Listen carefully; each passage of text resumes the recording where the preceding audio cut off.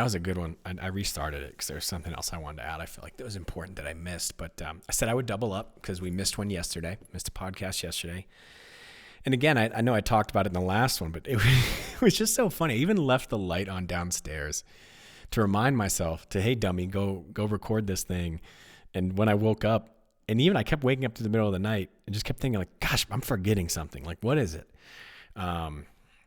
And that's what it was. Forgot to record. But we got one out this morning, and it was cool kind of just waking up and sitting there and then realizing as I was getting the morning going that I forgot to do this because it was a different view of the thought process that goes into this. I do really like doing them at the end of the day, late afternoon, nighttime, because I'm able to look back on the day and I feel like I'm able to share something that's a little bit better constructed and thought through. But I think going forward, giving myself a little feedback on days that I don't get up really early to coach for the gym, I think I'm going to start recording in the morning. And then the gym mornings I'll record at night. We'll see how that goes. Kind of, it might be neat. It might change it up a little bit. Give me an opportunity to look at it from a different perspective and share my thought process with you and myself at a different time of day.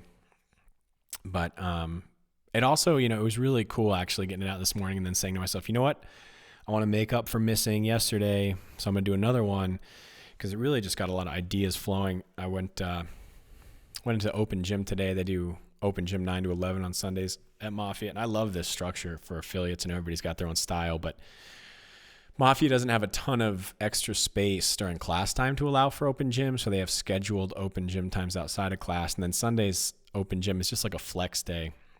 So you can come in and make up a workout you missed or do the scheduled Sunday workout or do something totally different. I love the vibe of Sundays. I think it works really, really, really well. Obviously, I'm a fan, but it gave me some time to think about what I wanted to share here. And coming off the last podcast this morning of discussing habits and gratitude, like I had shared, Cassandra was drinking some tea. I think it's that yogi tea, and on the little card, it's probably a specific name for that little card that's on the end of the tea bag. I'm going to look that up. There was the phrase, there's no prosperity without gratitude. And this got me thinking about different ways to, engage myself with this podcast. And I will say this is probably something that's in every single, as run-of-the-mill self-helpy as it gets. It's kind of like the brush your teeth version of self-help and quote-unquote mental work. I don't know. But a long time ago when I was just a angsty little fart smeller teenager, and no one understood my problems, and I was the only one in the world who had ever had the problems I was having, my mom challenged me to every day wake up and identify something I was grateful for. And she added a physical action to it, which I do think is a really important component of this, which was write it down. Could be on a 3x5 card, could be on a Post-it note, could be in a journal, it's a random piece of paper floating around, but the physical action of putting it onto paper. And so for 31 days, starting today, we're going to do that. I'm going to share that out in the podcast every day. Try and get, not just share superficial stuff. Like I'm so grateful for tortilla chips, which I am. Dig in a little bit, and I'll write it down too. And what I thought would be cool is if anybody listening wants to play along and share that out, do it. If you want to throw it in the comments, do it. If you just want to shout it out while you're listening, do it. But I don't know, join in 31 days, a little gratitude practice. And at the end of it, see if your perspective on anything has changed. Maybe not. Maybe you're already just a walking bucket of gratitude, splashing over the edges, sharing it with the rest of the world. If not, that's okay. But that's how I'm going to roll. Kind of got some other ideas of things to do like this. But today, what I'm super grateful for is just the patience and how welcoming and open almost every single member that I've met at probably all of them at CrossFit Mafia has been to me and Cassandra as we moved out here, and just continues to be, open and welcoming in the everyday flow of life, the craziness, the lates, the missteps, the mess ups, the mishaps at the gym. I rolled in a little late to not really, it's from 9 to 11. I rolled in precisely when I meant to, but I strolled in and some friends of ours were there, and they're a family, and they're getting ready to do a workout. And I said, what are you doing? And they told me, and I was like, oh, that sounds great. I was going to lift. But when I heard what they were doing, I was like, yeah, I want to do that. And I wanted to work out with other people. I didn't just want to lift by myself. And they were just totally cool, like patient, waiting for me to start. And I'm sure that's really valuable time for them too, because they have kids and dog and just a lot going on. So it's like, I'm sure their time is freaking valuable to them. And they were just so chill about it and jumped in. We had a great workout. They're supportive, cheered each other on, laughed about it at the end.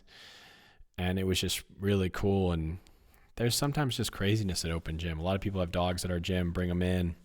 Sometimes the dogs do dog things, and a lot of families have kids and kids do kid things, and there's just a lot of kookiness there, and people are welcoming and supportive. And I think a lot of people who go to CrossFit gyms regularly and continue to do so probably do so because of an experience like this. But today, I just felt insanely grateful for it. So thank you. I'm grateful for that.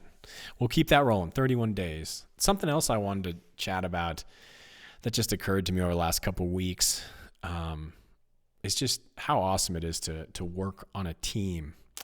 And looking back on the time I spent competing in CrossFit on teams, even as an individual, but really on teams, there are few feelings that are better than grinding with a team toward a shared goal, contributing your own strengths, your own weaknesses to the team, having someone else support your weakness, supporting somebody else's weakness with your strength.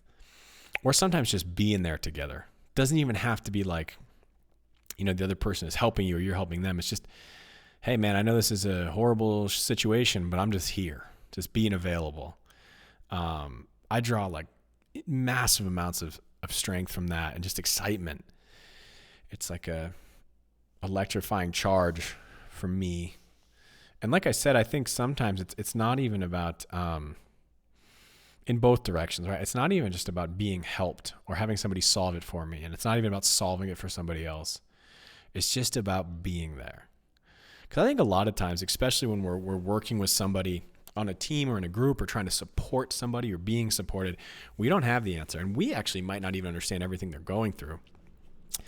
But to just be there and be available and say, hey, I don't know what to do, but I'm here. When somebody does that for me, I feel super moved by that. And to be able to do that for somebody else, I feel really moved by. And there was, actually I didn't think of this the first time around, but during this summer, I participated in a fundraising event. It's called the Big Fish annual, gut check Big Fish fundraiser. And it supports a nonprofit organization that supports really just, veteran, I don't want to say rehabilitation, but providing veterans the ability to add and hone the purpose that they have post-service back into their lives. And it's a long event. This one, I think it was like a 30-hour event. And you do various tasks, a lot of walking, some rucking, carrying, lifting, different tasks, some CrossFit-related stuff. And they've added an element over the years of like a teamwork element. And they'll rotate the teams. And most of the time they do someone who's civilian partner with a vet. And then they rotate the civilians and the vets. And this year they did something where they had the volunteers. There's a fleet of volunteers there. And it's amazing. I almost think being a volunteer is tougher than participating in the event because sometimes they're just watching us for hours, so that's sometimes really challenging. And, we were finishing one of the last events and it was pretty grueling. And we had this long, probably 600 to 800 meter trail, huge climbs, down hills through the woods on trail. And we had to carry various weights. And one of the carries was each person had to carry like this heavy sandbag in their hand, shit, kind of like a jerry can sandbag. And you had to have another sandbag at your shoulder. And none of this is light. And by walking, I mean, you are walking, like slow stepping. And during this one, they allowed the they allowed the volunteers to support one of the teams, and you could pick one of the volunteers. And it's obviously late, like emotionally you're tired, physically you're tired. And me and my partner were pretty beat up. And, you're just trying to stay positive, chip away, focus on the next step. You're breaking tasks at that point down into really small steps. And there was this really nasty hill climb. And it was to the point where we would take 10 steps, set the cans down, set the sandbag down, take a breath, and carry on. And the volunteer we picked to help us out, man, he just said, he grabbed the sandbags from us, and because we were getting close to the time cutoff, and threw them on his head, and he was carrying one on his head, one in his hand, just beast moding it, and grinding up the hill. And he'd been awake forever, and and I think myself and my partner were just like, hey, we appreciate it so much, trying to be grateful and thankful. And he just looked at us and goes, man, I'd do anything for you guys.